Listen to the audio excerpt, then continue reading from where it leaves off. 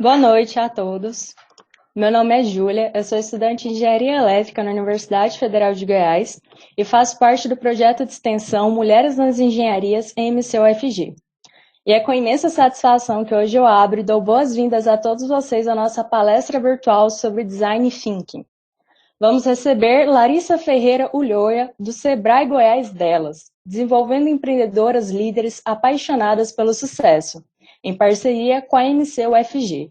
Larissa é graduada em Administração pela Universidade Federal de Goiás, pós-graduada em Gestão da Qualidade e Engenharia da Produção pelo IPOG, pós-graduada em Processos e Produtos Criativos pela UFG. Além disso, ela é ex-agente local de inovação pelo Sebrae Goiás, atendendo 45 pequenas empresas dos mais diversos segmentos. Convidada pelo Sebrae Nacional para atuar na Campus Party Brasil como mentora. Atendeu mais de 90 empresas em consultoria de Design Thinking, é consultora credenciada no Sebrae em Design Thinking, diretora de Gestão e Inovação da Statera Cursos Vestibulares e muito mais. Eu agradeço desde já a disponibilidade da Larissa em oferecer esse conteúdo para todos nós. Agradeço a toda a equipe do projeto de extensão Mulheres nas Engenharias, agradeço a parceria com o Sebrae Goiás Delas e também a parceria com a coordenação do curso de Engenharia de Alimentos, pela professora Maria Acima, neste evento e a todos aqui que estão presentes. Agora, eu irei passar a palavra à Larissa e muito obrigada. Tenha um bom evento.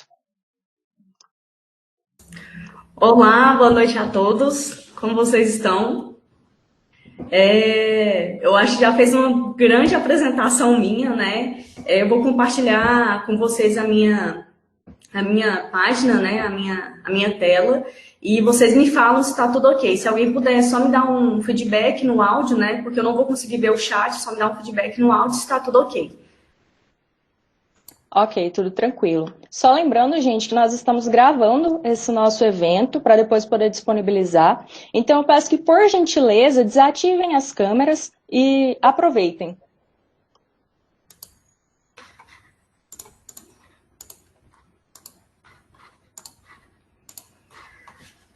Estão conseguindo ver a tela?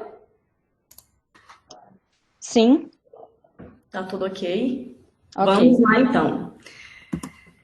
Gente, já fizeram minha apresentação, só vou pontuar alguns aspectos da minha experiência que foram bastante relevantes na minha formação, né, como profissional, como pessoa, e além disso que me deu um vasto conhecimento, inclusive no aspecto de gestão e inovação, né, e também no que tange ao design thinking. Eu tive experiências na Terral, na BR Malls, que são grandes administradoras de shopping center, na Deloitte, que é uma empresa uma multinacional, né, de consultoria. E o último trabalho que eu executei foi na Cogni, que inclusive foi uma grande experiência que eu tive, porque foi uma empresa que começou como startup, na verdade, e hoje em dia já é uma grande empresa que trabalha com eficiência energética em grandes indústrias, né? E ela desenvolve e personaliza toda uma perspectiva de gestão de eficiência energética em grandes indústrias, né? Fui agente local de inovação também pelo Sebrae, atendi 45 empresas, né? Vocês também falaram, fui da Campus Party, né? Convidada pelo Sebrae para atuar na Campus Party Brasil. Fiz uma palestra na primeira Campus Party que teve aqui em Goiás, né, a versão presencial na época, né. Atuei como mentora na Startup Weekend Catalão. Hoje essas 90 empresas em Design Thinking aumentaram, né, porque eu ainda estou atuando no projeto delas, né, do Sebrae, fazendo esse acompanhamento de várias empresas, né, empresárias, empreendedoras. Sou sócia da Sigma Empresarial, que é a empresa credenciada no Sebrae, né, que eu atuo. E, além disso, eu sou diretora de Gestão e Inovação da Statera Cursos, que é onde eu estou agora, que é a minha empresa que eu tenho junto com o Anderson e o Eduardo. Vamos lá. Uma coisa que a gente tem que entender é que o mundo já não é mais o mesmo, né? Por eu estar atuando no segmento de educação, vou usar alguns pensadores aqui, né? E um deles é o Charles Darwin, né? E um dos dizeres dele é: as espécies que sobrevivem não são as mais fortes, nem as mais inteligentes, e sim aquelas que se adaptam melhor às mudanças, né? É interessante observar o quanto que isso está alinhado com a nossa realidade empresarial empreendedora, né? O nosso mercado. E por que eu falo isso? A gente tem que entender que a gente está vivendo um mundo muito acelerado, de várias mudanças, né? E que as empresas que mantêm as mesmas estruturas rígidas e as mesmas estratégias talvez não vão estar preparadas para esse novo mundo, para esse novo contexto. Esse novo mundo, inclusive, chama-se mundo VUCA, né? Que vem do termo em inglês, mas que significa um mundo volátil, incerto, ambíguo, né? E complexo. E a gente tem que entender que o mundo está o tempo todo mudando. Que o pensamento está o tempo todo mudando e modificando. A forma como as pessoas agem, né, se posicionam, a forma como o mercado muda é totalmente de forma muito rápida, de forma muito ágil. E se a gente manter estruturas extremamente rígidas e burocráticas, né, com várias reuniões semanais, sem objetivo e com excesso de planejamento e sem decisão que dê resultado, as novas empresas não vão estar preparadas para esse novo cenário, né, desse novo mundo, desse mundo VUCA. Então fica o questionamento. O que as empresas devem fazer para garantir competitividade e crescimento nesse novo mundo, nesse novo mercado, nesse novo universo?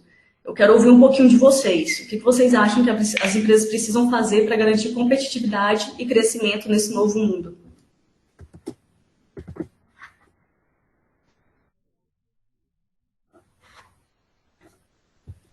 Eu acho que elas precisam escutar os clientes dela, né? Fundamental. Pode participar, gente. Vamos lá.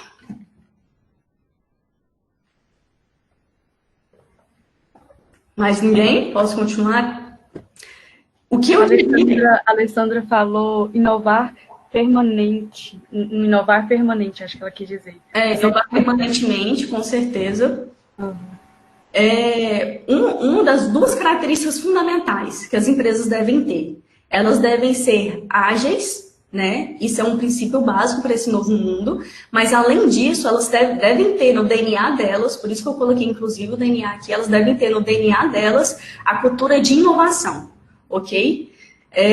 Inclusive, para a gente sobreviver nesse mundo VUCA, a gente deve ter dois comportamentos. A agilidade, sim, mas além disso, nós precisamos ser antifrágeis. O que significa ser antifrágil? É não somente sair de uma crise, né, principalmente a crise que nós estamos vivendo em plena pandemia, mas nós saímos melhores dela, porque nós temos que sair lembrados dela, temos que sair mais fortes, ok? Vamos avançar então. E no final, o que é o Design Thinking? Inclusive, o Design Thinking surge como uma grande oportunidade para esse cenário que a gente vive, né? Para essa situação, para esse mercado que a gente vive, né? Uma primeira coisa que a gente tem que entender é que o Design Thinking não é uma metodologia, né? Embora algumas leituras entendam ele como uma metodologia, ele não é uma metodologia. A gente entende o Design Thinking como uma abordagem. Por que não é uma metodologia? Porque se fosse uma metodologia, a gente entenderia que teria todo um passo a passo a gente seguir, né? E se a gente seguir esse passo a passo, né, da forma como está descrita, no processo certinho, a nossa chance de sucesso é muito alta. Mas o Design Thinking é mais complexo do que isso, porque ele lida com os recursos mais valiosos e complexos que toda e qualquer empresa tem, que são os clientes. Então a gente entende o Design Thinking como uma abordagem aos clientes, que tem por preposição identificar problemas de forma ágil, né, que é aquilo que a gente vem falando o tempo todo sobre agilidade, né, e buscar soluções de forma coletiva, colaborativa e principalmente criativa, né? Se a gente for pensar num profissional que é designer, a gente fica impressionado com a capacidade criativa que esse designer tem.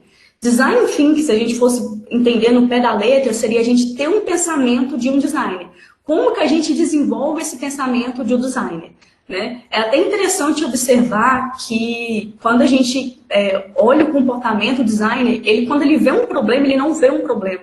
Ele, na verdade, vê milhares de possibilidades de soluções para resolver o problema. Porque ele tem um olhar criativo, ele tem um olhar ágil sobre a situação. Né? Por fim, a gente não deve ter somente esse olhar criativo e ágil. Nós devemos entregar valor para o nosso cliente e resultado para a empresa. E qual que é a diferença, então, entre valor e custo?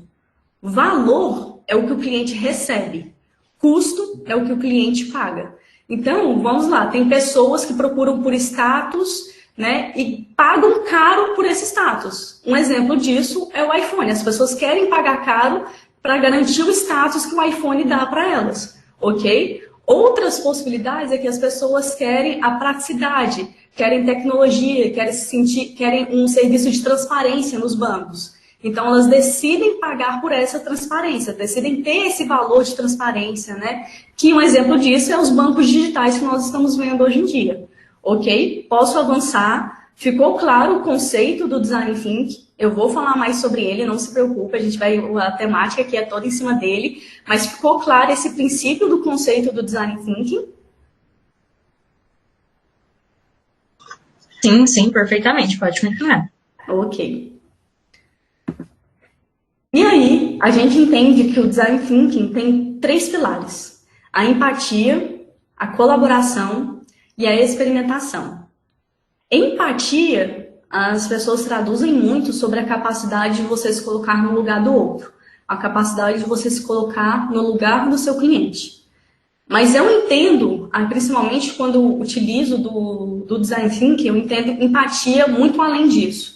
Eu acho que empatia é a capacidade de você se colocar na alma do seu cliente e de forma mais profunda na compreensão desse cliente, entendendo quais são suas experiências, suas perspectivas, suas expectativas, quais são suas necessidades, quais são suas dores, quais são os ganhos que esse cliente gostaria de ter. Então você tem que ter um olhar mais profundo no seu cliente.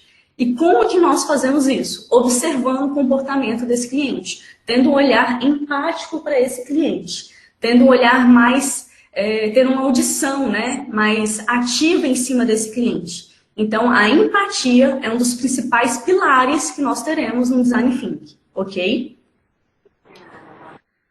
Outro pilar é a colaboração. Por que a colaboração? O que nós entendemos?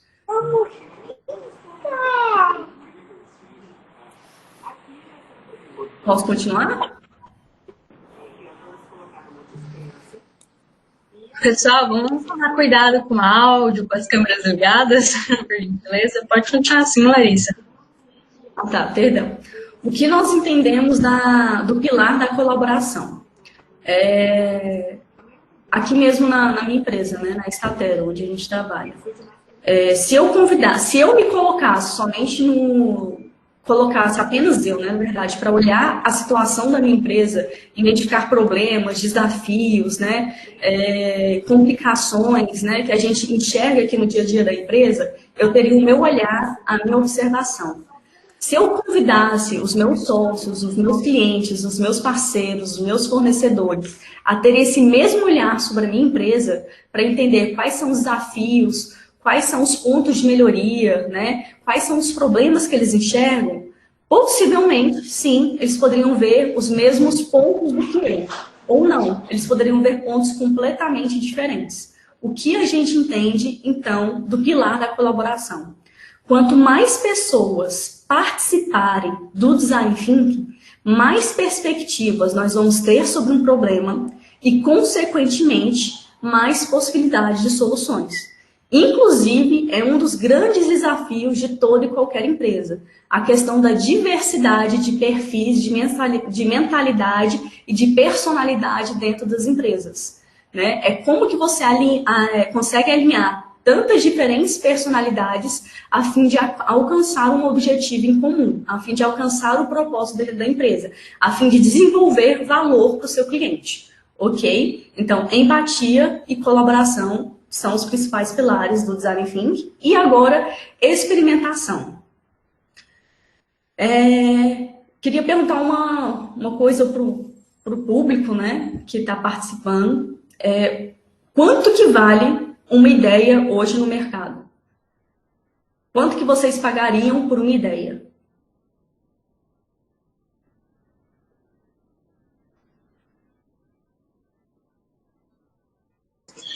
O Bruno, ele respondeu, ideia vale nada. E o Bruno acertou. Gente, só uma curiosidade. O Bruno, ele é meu sócio na Sigma. Ele falou assim, Larissa, eu vou participar que eu tô curioso.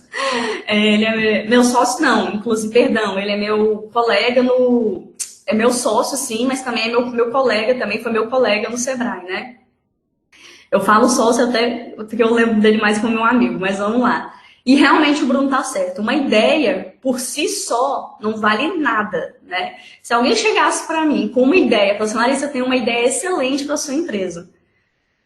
Tá, e aí? Qual é o resultado dessa empresa? O que eu vou ganhar com ela? Qual é o valor, né, que ela tem? Então, uma ideia por si só não vale nada. O que tem valor é o resultado da ideia. Então, vamos lá. As pessoas não pagam por ideias. As pessoas pagam por resultados. Elas querem ver resultados de grandes ideias. Larissa, eu não tenho recurso suficiente para aplicar a ideia. Use os recursos que você tem. Mostre que você é capaz de desenvolver uma solução, né?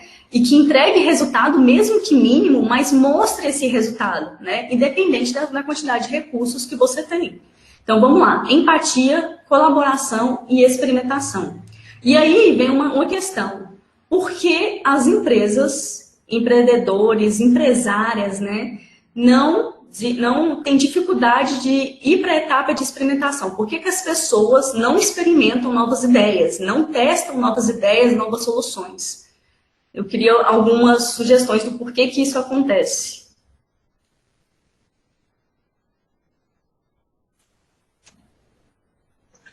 Eu acho que às vezes é muito caro você tentar investir em uma ideia e ela não dá certo, não te dá um retorno, então você acaba ficando no prejuízo. Uhum. Excelente. É um dos problemas, inclusive. A Alessandra falou medo de errar. Medo de errar. Medo de não ter retorno, né? Que acho que foi um pouco que o Ágil falou. Sim. Um dos problemas das pessoas não experimentarem novas ideias são 3 principais problemas, né? O primeiro problema é o ideal de perfeição. Desculpe os homens que estão na palestra, né? Mas as mulheres vão concordar comigo que esse ideal de perfeição é muito evidente para nós mulheres, né? Nós nos cobramos o tempo todo por essa perfeição. Nós nos cobramos para sermos mulheres perfeitas, empresárias perfeitas, amigas perfeitas, mães perfeitas, né? Então, essa cobrança nas mulheres é muito evidente, né? Mas por que de forma geral isso acontece entre homens e mulheres? Por conta da nossa criação. Desde pequenos, nós fomos criados da seguinte forma. Se você fazia alguma coisa boa, uma ação boa, tirava uma nota boa, o pai e a mãe ia lá e comemorava tudo, dava os parabéns, tudo, mas a gente não sentia aquele engajamento, né? Não tinha aquele voo, aquela coisa toda, né? Mas se a gente errasse, fizesse uma travessura, fizesse alguma arte, desse nota ruim, então a cobrança, a crítica era muito mais decisiva, né? Isso é tão claro que nós temos uma facilidade muito maior de identificarmos nossos defeitos do que nossas qualidades. Nós lembramos mais dos nãos que tivemos do que dos sims, né? Então é por conta disso. E isso cria 2 problemas pra gente, esse ideal de perfeição. O primeiro problema é esse medo de tentar, porque a gente vê um mercado extremamente complexo, com vários concorrentes, com uma diversidade muito grande de clientes, e que agora nós temos a pandemia, né? Então a gente vê um cenário muito incerto e que isso nos traz esse medo, porque nós fomos, né, educados, de certa forma, a ver um cenário perfeito e atuar de forma perfeita. E outro problema que esse ideal de perfeição pode trazer é a própria questão de um bloqueio criativo. O momento que a gente é mais criativo é na nossa infância. E o momento que a gente é mais criativo é quando a gente faz arte, faz travessura. Não estou falando que a gente não tem que dar bronca, tá? A gente tem que dar bronca sim. Mas talvez seja a forma como fazer, no sentido de não impedir o lado criativo da criança para que ela desenvolva isso também na fase dela adulta. Bacana?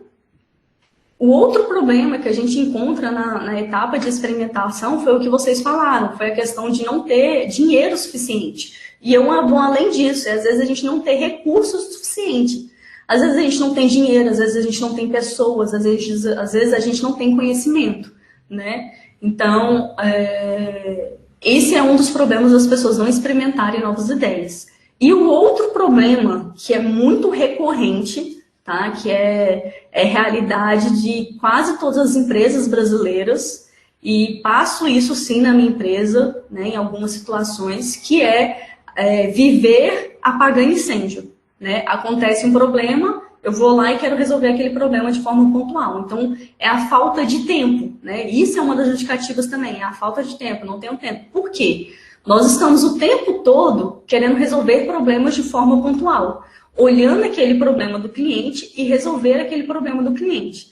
Mas se a gente tivesse um olhar estratégico e criativo para o problema do cliente, a gente não resolveria somente o problema do cliente. A gente iria entregar valor para o cliente e resultado para a empresa. E, consequentemente, a gente teria mais tempo para desenvolver mais soluções dentro da empresa.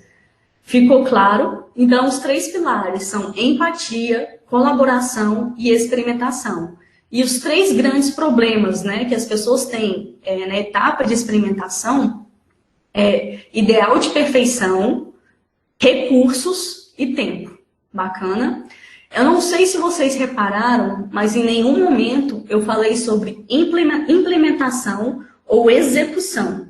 O que eu falei foi sobre experimentação e teste. É engraçado perceber que quando nós utilizamos a palavra implementação e execução, a gente associa ao ideal de perfeição. A gente entende que vai ter um resultado perfeito. Mas quando eu utilizo experimentação e teste, eu entendo que eu vou dar o meu melhor e eu vou estar aberto a críticas no sentido de saber o que eu preciso melhorar no meu processo para otimizar meus resultados e entregar valor para o meu cliente. Bacana? Posso avançar? Pode sim. Ok. Tim Brown fala: vivenciar o design thinking é se envolver em uma dança entre 4 estados mentais. É o momento que a gente vai divergir e criar opções e o momento que a gente vai convergir e fazer escolhas. Larissa, eu não estou entendendo nada. Como que isso funciona? Inclusive, esse conceito é chamado de duplo diamante. Vou mostrar agora no próximo slide como que isso funciona. Nós temos 2 diamantes no design thinking, né, que a gente chama de duplo diamante. O primeiro diamante a gente chama de concreto e o segundo diamante nós chamamos de abstrato. Por que o primeiro diamante nós chamamos de concreto?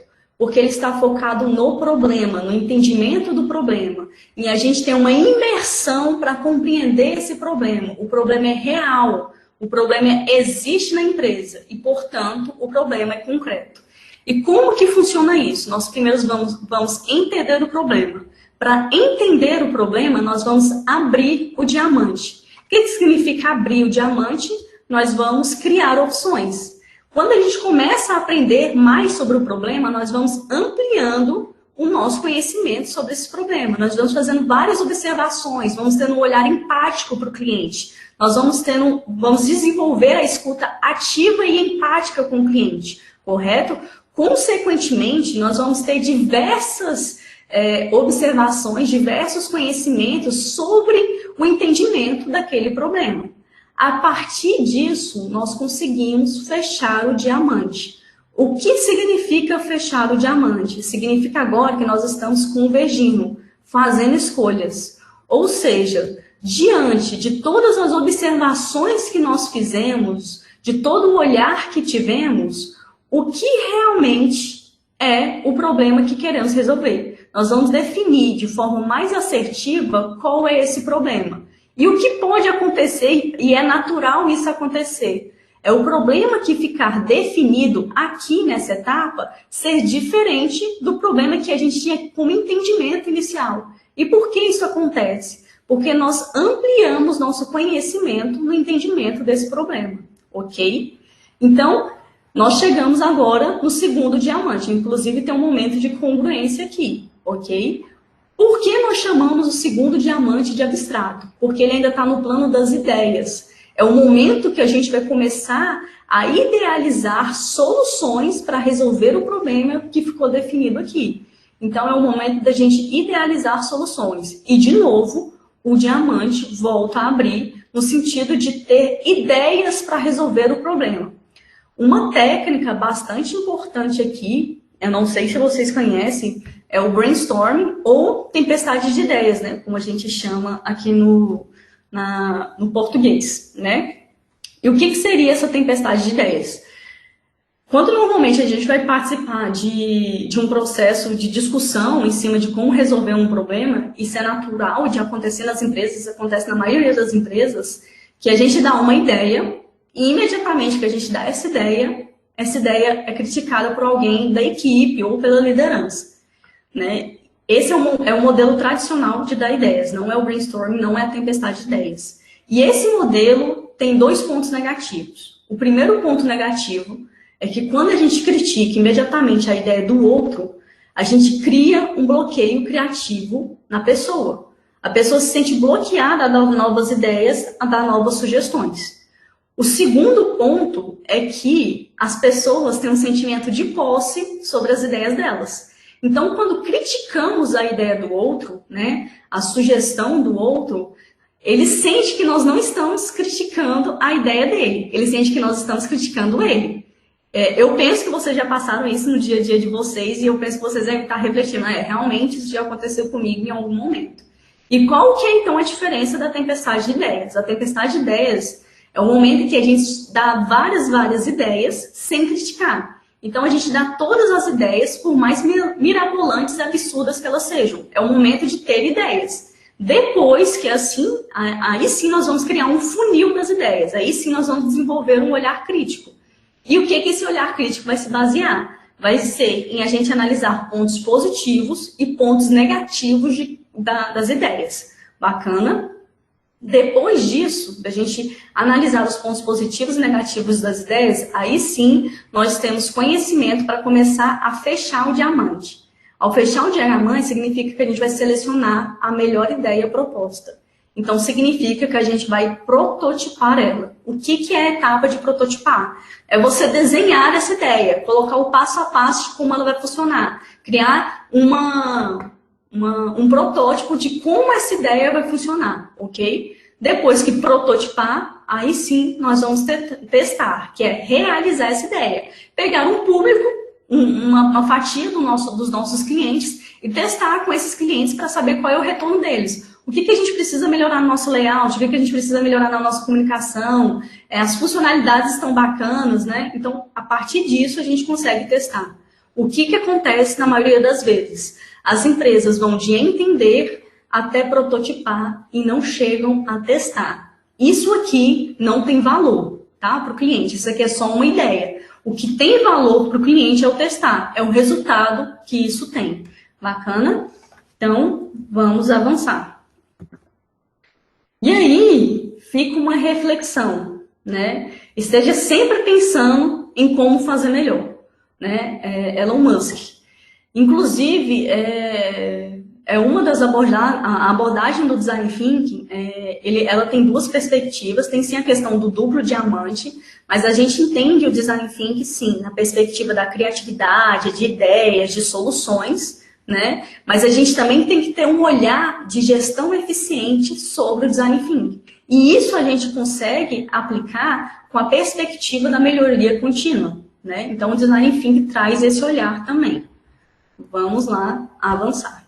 E aí vem o Design Thinking no mercado. Larissa, como que a gente aplica isso no mercado? Como que isso é possível?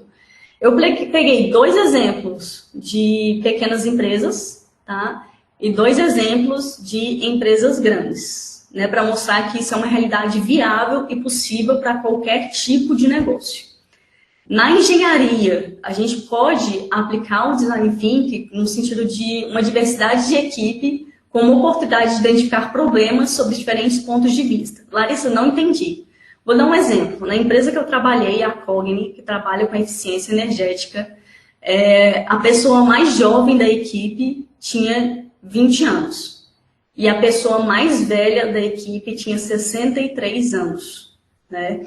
Então, são pessoas com diversos olhares, né? Com diversas experiências. E essa contratação desse senhor de 63 anos, além dele, teve outro senhor de 56 anos, eles atuavam, por incrível que pareça, justamente no desenvolvimento de soluções, no desenvolvimento de software. Larissa, como que eles entendiam? Lógico, eles tinham toda a formação deles, todo o conhecimento, né? Mas, além disso, como que eles agregariam valor, né? O ponto de vista dele era das experiências que eles já tiveram, seja no atendimento de outras empresas, ou seja na experiência que eles tiveram em grandes indústrias. Inclusive, o senhor de 63 anos era um estagiário, ele tinha voltado a estudar, né? E ele estava desenvolvendo, né, mostrando o olhar dele, que ele tinha sido gerente de indústria durante 20 anos. Ele estava mostrando um pouco da experiência dele para os colaboradores da equipe, mostrando o olhar dele, de como enxergar os problemas dentro da indústria. Bacana. O outro ponto é a educação. É como a gente utilizou o Design Thinking aqui na nossa escola, na Statera, que a gente desenvolveu um novo modelo de negócio, né, uma nova proposta. Nós somos um pré-vestibular, mas nós não somos um pré-vestibular tradicional. E a gente identificou que os nossos clientes, que no caso os alunos, queriam algo a mais. E a gente conseguiu desenvolver esse algo a mais, dando mais autonomia e liberdade para o usuário, que no caso é o nosso aluno, né? E a gente conseguiu fazer isso envolvendo também tecnologia, né? Nós não entendemos a tecnologia, por mais sim que a tecnologia seja sim, às vezes uma distração, nós assumimos que a tecnologia pode ser sim uma oportunidade de otimização do comportamento desse cliente, né? Da forma como ele estuda. Bacana. No que tange a acessibilidade, foi o desenvolvimento de uma bengala inteligente que usa o Google Maps e sensores para identificar obstáculos com a finalidade de facilitar o dia a dia do cego, né? Saiu errado aqui, o dia a dia do cego. Isso, inclusive, foi desenvolvido por um engenheiro cego. É uma ideia muito bacana, foi desenvolvido por um engenheiro cego. Ele via dificuldades na rotina do dia a dia dele, né? Por questões de obstáculos, questão de meio-fio, questão de não ter rampa, questão de asfalto, de asfalto danificado, né? Questões de árvores que às vezes não indicavam. E ele conseguiu desenvolver esse sensor, essa bengala inteligente que utiliza o Google Maps e sensores para evitar quedas, né? E outro é na arte e na cultura, uma plataforma que entende hábitos e costumes de seus usuários e desenvolve novos lançamentos com base nessas experiências. Esse acredito que vocês conhecem muito bem, que é a Netflix, né? A Netflix faz isso de forma muito assertiva, muito clara, quando ela começa a entender o comportamento dos seus clientes no que eles procuram de conteúdo, de série, de filme, né? Inclusive, se a gente for prestar atenção, grandes séries estão tendo como protagonistas jovens, né? Para trazer justamente esse protagonismo jovem. E trazer essa reflexão de uma liderança jovem. Bacana. Posso avançar? Pode, Larissa. Tá muito interessante. Antes de avançar, eu gostaria de saber se vocês têm alguma ideia de outras sugestões que poderiam ter surgido do Design Thinking.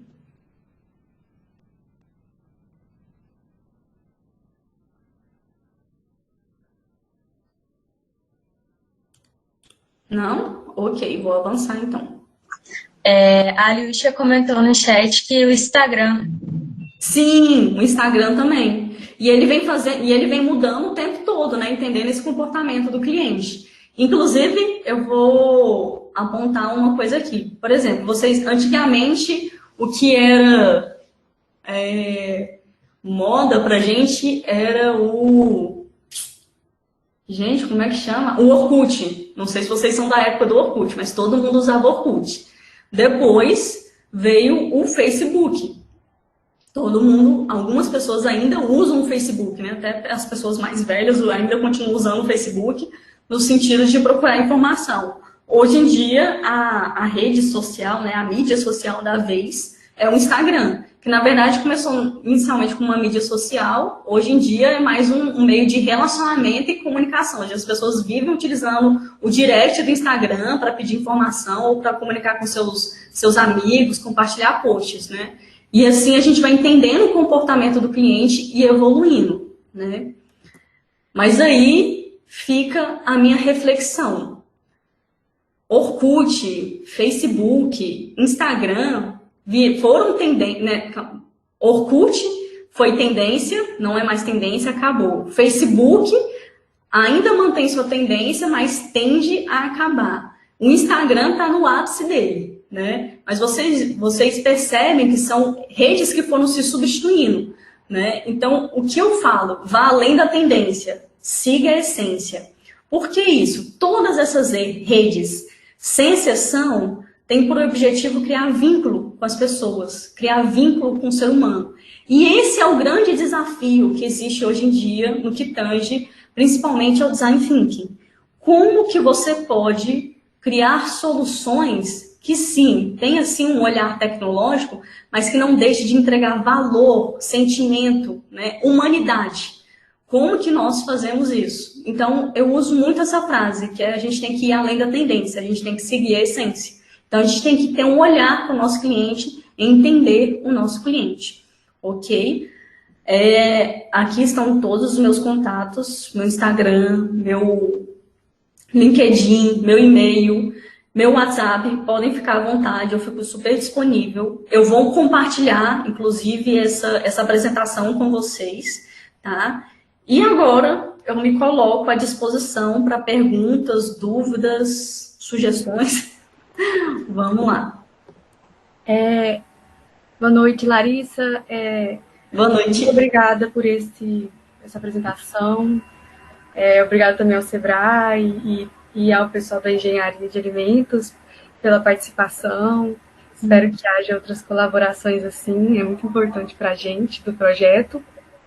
E eu vou ler algumas perguntas aqui que o pessoal foi fazendo ao decorrer da palestra. A primeira é da Alessandra. Ela comentou sobre algo que você tinha falado, né? Ela falou assim, mas o erro não seria uma oportunidade de fazer melhor e descobrir novas possibilidades? Foi sobre algo que você tinha comentado. Sim, inclusive é uma das etapas, né, do Design Thinking, que é a questão do teste, né? Tanto é que eu falei, a gente não pode usar, não acho válido nós usarmos os termos implementação e execução, porque a gente leva isso ao ideal de perfeição. Mas sim, a etapa de teste é onde nós somos passíveis de erro. E nós temos que identificar esse erro e agir de forma ágil, né, para identificar a melhor forma como nós podemos entregar valor para o nosso cliente. Então, o erro pode sim ser uma oportunidade, mas o que acontece na maioria das vezes é as pessoas abandonarem uma ideia, uma solução, porque não enxergam uma melhoria no processo. Outra pergunta que teve foi da Aliúcha. Como aplicar o Design Thinking no dia a dia? Tá. Vamos lá. Como que eu aplico o Design Thinking no meu dia a dia? Primeiro, no que tange, se você for empresário, mas tem um olhar no seu cliente, sempre tem um olhar no seu cliente. E não é questão de fazer pesquisa de satisfação, pesquisa para entender o comportamento desse cliente. Isso ajuda? Ajuda. Mas às vezes o cliente pode não ser totalmente honesto, ou às vezes ele não consegue identificar de forma tão profunda o próprio comportamento dele. Então, tenha um olhar empático. Faça realmente a questão de observar o comportamento do cliente e ter uma escuta ativa, né? Em relação a você, tenha um olhar sobre você. Tá? Identifique quais são os seus pontos de melhoria, os seus pontos de progresso, os seus pontos que você enxerga que tem um grande potencial, né? E desenvolva isso, tenha um olhar sobre isso, entenda o que você precisa melhorar. E com base nisso que você precisa melhorar, comece a criar ideias. Como que eu posso me melhorar ou melhorar o meu relacionamento com o meu cliente? Bacana? Quem fez isso de forma bem legal, tendo um olhar muito empático no cliente, foi o Nubank. O Nubank, ele, na verdade, foi um aluno que veio estudar aqui no Brasil, e aí ele precisava abrir uma conta em um banco brasileiro para poder receber uma bolsa de mestrado, né? E para isso ele viu tanto que era burocrático quanto que era chato. E aí ele decidiu desenvolver um banco totalmente transparente e personalizado pelo próprio usuário, no sentido de entregar valor, né? Então, ao invés de ter um banco que manda no cliente, é o cliente que manda no banco. Ele simplesmente ouviu as dores do seu cliente. Ninguém esperava um banco digital, ele simplesmente criou. Bacana? Agora, a Júlia, ela perguntou se existe alguma restrição para a aplicação do Design Thinking nos negócios. Algo como um nicho específico, talvez. Não.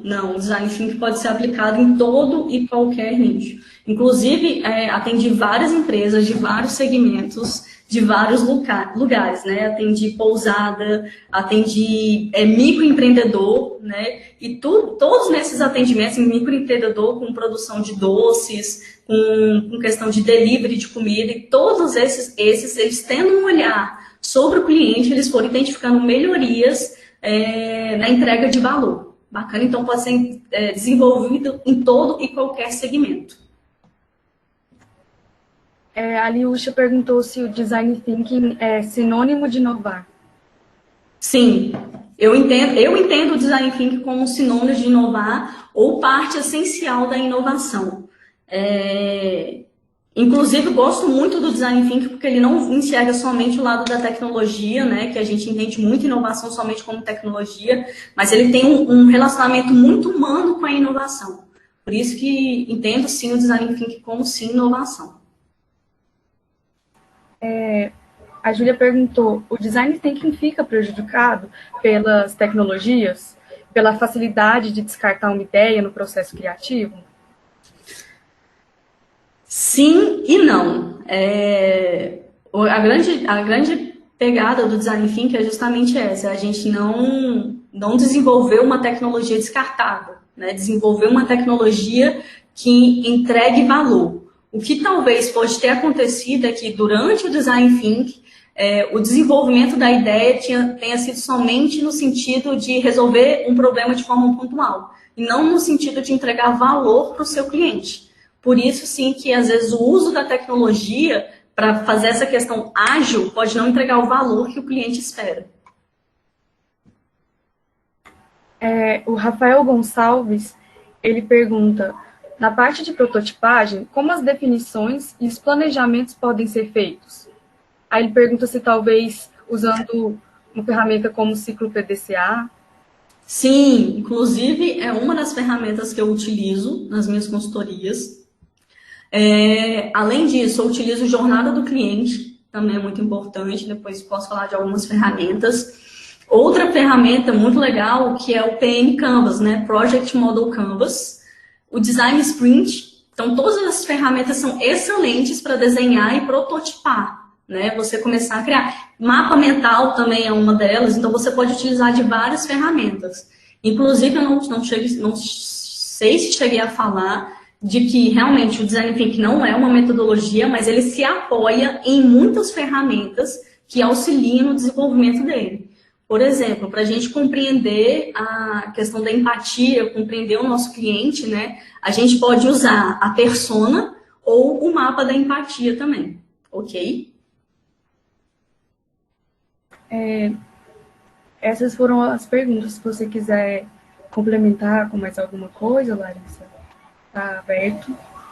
Mas, de qualquer forma, eu já deixo aqui de novo o meu agradecimento a você e a Sebrae, a todas as pessoas que estão participando aqui, o pessoal do projeto de extensão Mulheres na Engenharia, aos outros projetos vinculados, o delas.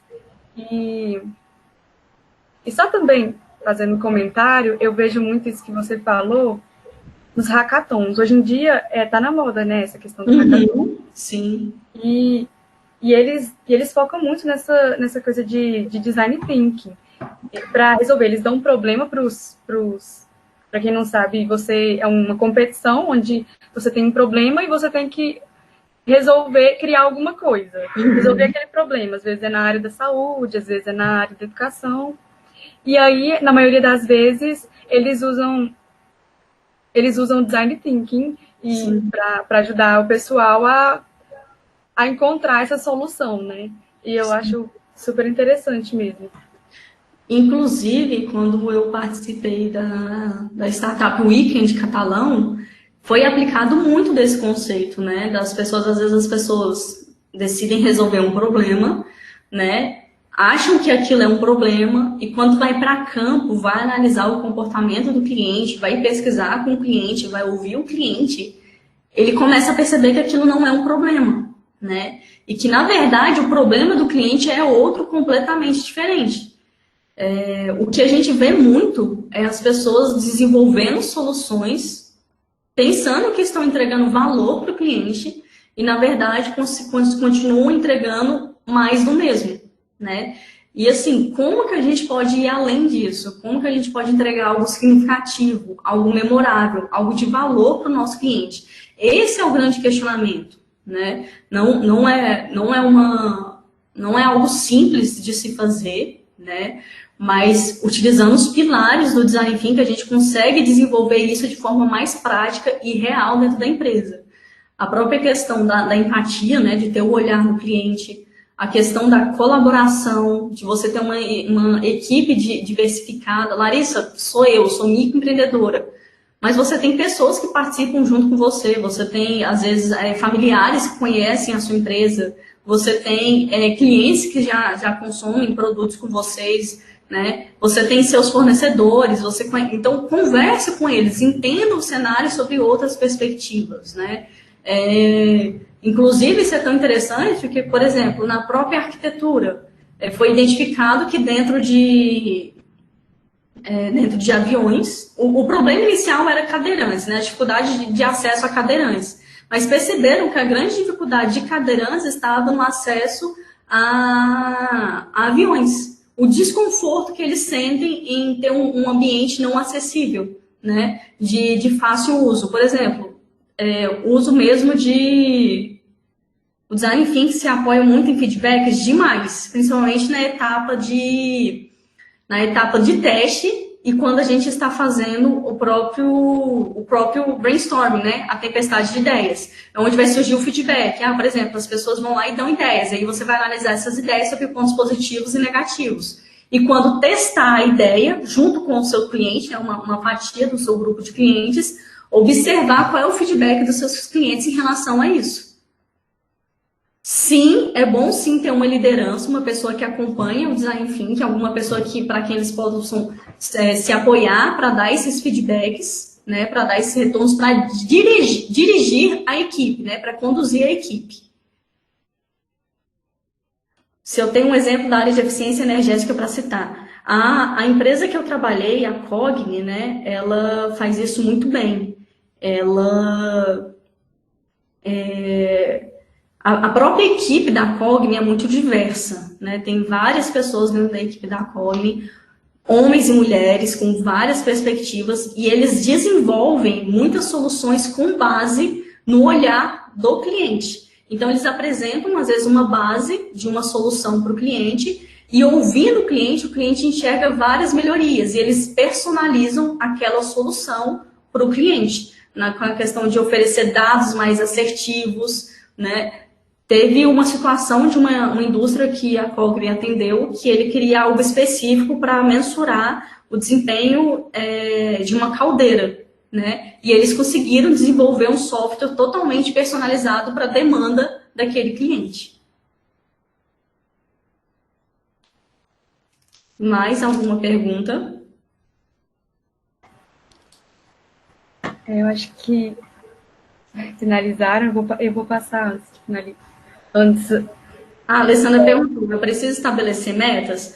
Alessandra, é bom, primeiro, definir um cronograma, né? Eu acho que isso é importante, porque senão fica um processo muito solto, uma atividade muito solta, isso é importante.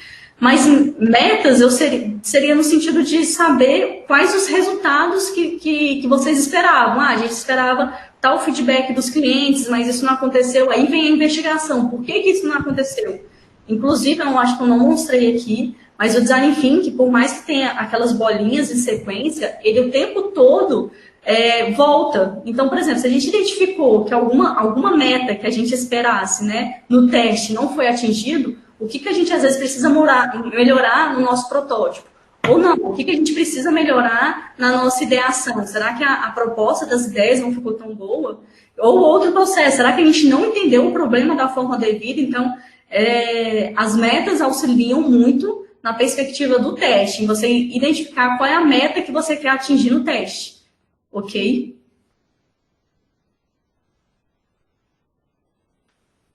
Mais outra dúvida?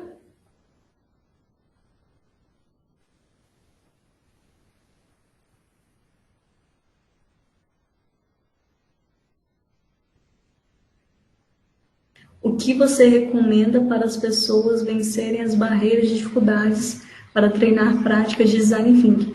Amanda, o primeiro ponto que eu recomendo é o próprio reconhecimento das suas potencialidades, né? Como eu te falei, a gente se apoia muito nos nossos erros, né? A gente se apoia muito nos nossos pontos negativos. Então, o primeiro ponto é você reconhecer suas potencialidades. E depois disso que você se auto-reconhecer, você começar a identificar a potencialidade da sua equipe, a diversidade de olhares que sua equipe tem, para aí sim você conseguir desenvolver uma nova perspectiva, um novo olhar. Inclusive, o que é interessante a gente entender é que o nosso cliente não é somente nosso cliente externo. O nosso cliente também é nosso cliente interno. Então, por que nós não perguntarmos para a nossa equipe? Por que nós não temos um olhar na nossa equipe para enfrentar essas dificuldades e barreiras?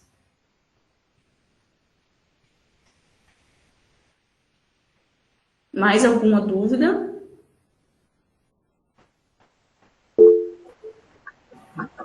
Pessoal, se vocês tiverem dúvidas, podem mandar no chat.